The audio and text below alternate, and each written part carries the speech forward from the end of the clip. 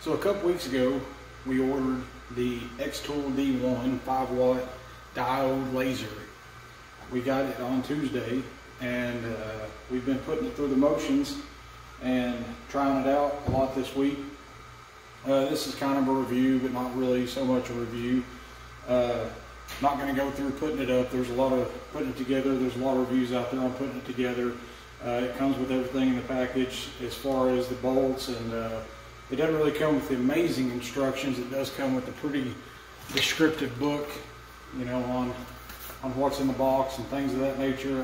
Online, there's a lot of good instructions that I used personally on putting it together. I did use a lot of other resources on YouTube, so thanks for the videos that you all posted on putting it together. That was very helpful. Another thing that I like to use, you know, I did order the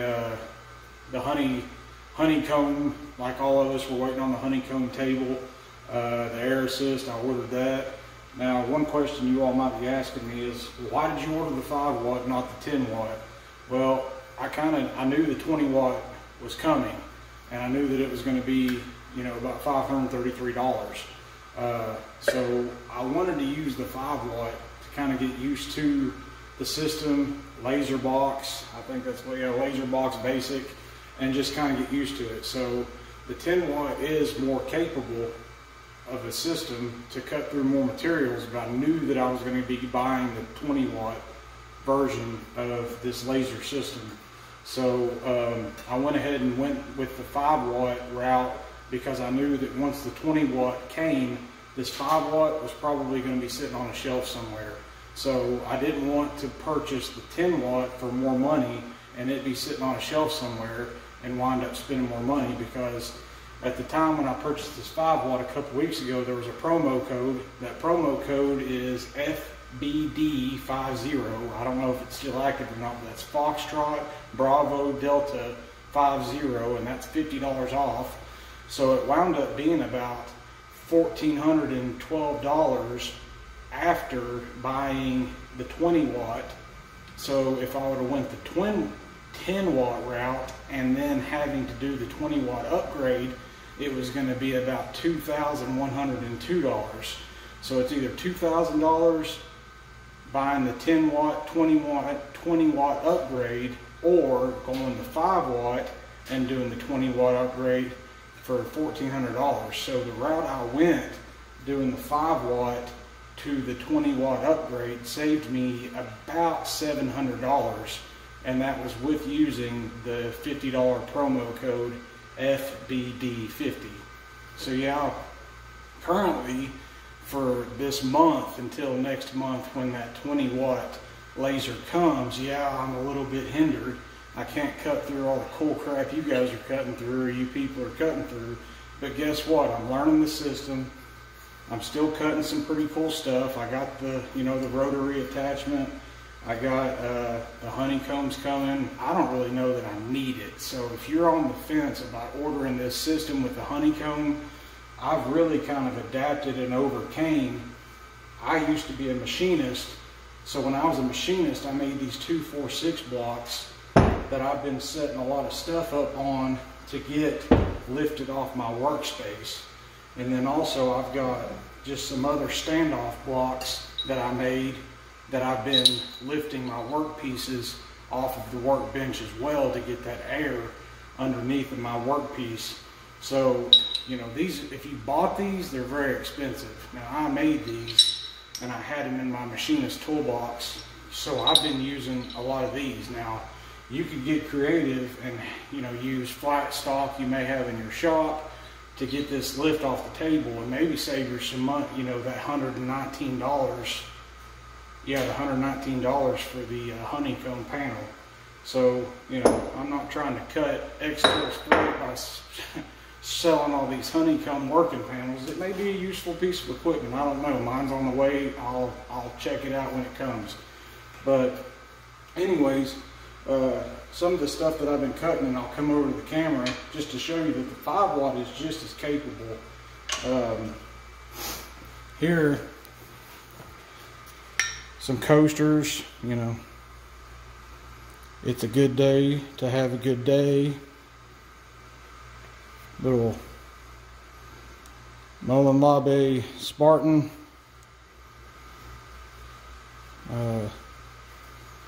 This is for some motorcycle riders, Sons of Arthritis, ibuprofen chapter. One thing I've been trying to figure out is if I can get that camera to focus. It's probably because it's stainless. But you know, anyways, the stainless, I've been using the sprays that everybody's been recommending and things of that nature, but what I'm working on this weekend is some air fresheners. So this is 1/4-inch plywood, just project plywood I got from Hobby Lobby, and I realized that, you know, well, it's not supposed to cut 1/4-inch. Guess what? This 5-watt, it took multiple passes, but guess what? It got through this 1/4-inch plywood from Hobby Lobby. But these are just some air fresheners that I've been making this weekend. Just a little bit of plywood and then some baler's twine. So and that's what we're going to be working on today. I'm going to finish up this customer's air freshener that she ordered from us last night. So let's get started on that. Okay, I've got the image pulled up into Laser Box Basic. I'm planning on doing the upgrade that everybody else has been doing to the other software that is acceptable for these xTools. I've taken the cut pattern out, and I'm not good enough with this thing yet to tell it to engrave and then cut. My background is with water jets, and Omax is the water jet system that I used and am familiar with. A lot more user-friendly program than this Laser Box. Anyways, I've got this picture that she's wanted dropped into Laser Box, and this computer is just something I had in a, oh dear God, in a cabinet. It's got Windows 7 on it, and it's garbage. Anyways, we're going to sharpen that image up. Try to take some of this. That's not what we want. Try to clean this image up as good as we can. And that looks really good right there. So we've got our size set, our height set, width and height, and everything is in millimeters. And I have got to go to to either divide it by 25.4 to get it to freedom units, or go to Google and calculate that crap, because I'm not familiar with the metric system at all. So we're using plywood, basswood, and it's going to go ahead and set the power and the speed. I'm going to slow that down just a little bit because it created just a cleaner look that I was looking for. So we're going to go ahead and hit play. It's working. Alright, matter of fact, we're going to go back. One thing that everybody has been really whining about on these setting up their laser is the crosshairs. So one thing I found is in device settings. Now all I did is I went to where it communicates with the laser. You drop that down, device settings, click on that, and positioning by. If you change this from the red cross to laser spot, I'll show you in just a second what that does. And that red cross is what everybody's complaining about because it's offset from center, and I hated it. It was terrible. You could never get anything lined up.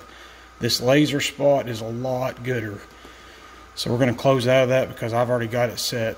So we'll close out of that, select our image, hit play. We're working.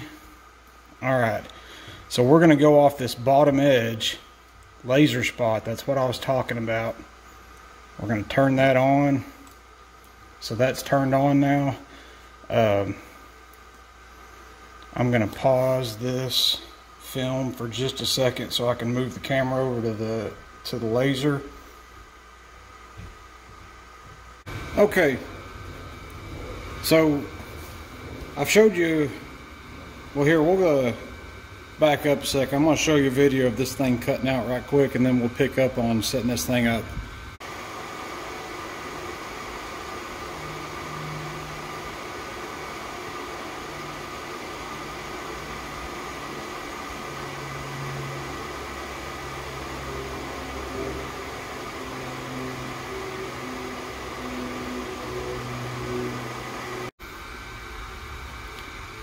Alright, so we showed that we can get through this 1/4 inch plywood, and this is what it wound up showing. I kind of like that the burn, it gives it that charred look, kind of that farm style look that, you know, looks authentic.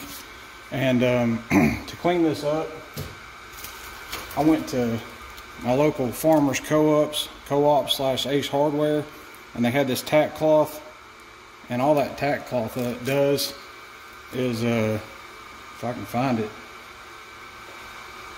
anyways, all that tack cloth does is kind of got a sticky feel to it, and it gets kind of that residue off, because you're wanting this thing to be clean before you get started. Anyways, so we'll get started on this thing. These 246 blocks I was telling you about are really handy, because you can slam that piece down.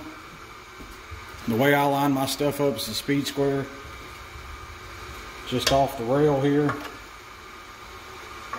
because if that rail's straight, we know it is because this thing's put together pretty well. I like how it is.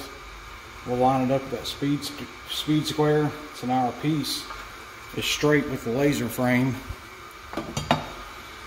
And the other thing that's really nice about this xTool is this kickstand everybody's going on about. We'll drop that. The thumb screw on the side, loosen it.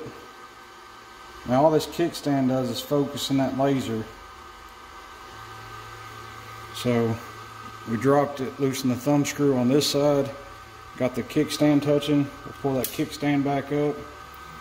Now what I was talking about, you can see, and then also very, very important to point out, safety first. It comes with these fashionable green goggles. So I'm going to throw those on. That laser spot that I turned on, I don't know if you can see. Yeah, you see that light under there? That's how I'm going to line this piece up. I'm going to start on the bottom right edge, and I'll show you in just a second how I'm going to do that. So what I'm doing is I'm putting that laser dot right on that bottom right edge, and there it is. So now we're going to go back to the to my Apple IIe computer, and we're going to hit bottom right edge, and it's there. Laser spot, that's where that laser spot got turned on. We did that. Now we're going to hit framing, and you can see we're framing now. That laser spot's going to come back on in just a second.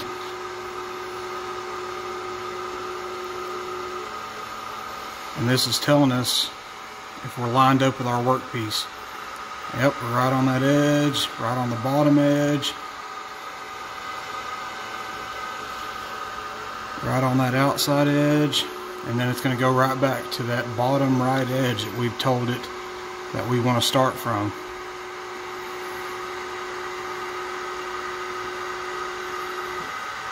Alright.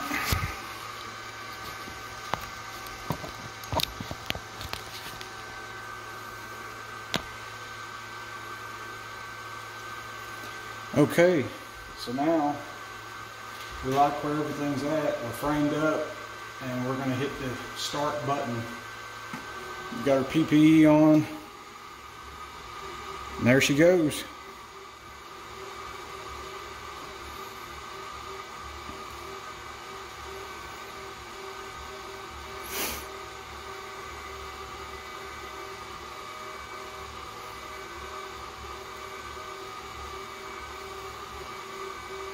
Another thing that's important to point out is I had purchased a $30 fume extractor from Amazon, but last night I had it set up on this frame and my clumsy elbow knocked it off. So I've got a smoke detector in this garage. I'm going to go ahead and open some doors up and get this, because it does put off kind of a smoky smell or some smoke fumes. So I'm gonna have to open the doors up, get some cross breeze going. So we're gonna turn some music on, let y'all watch this.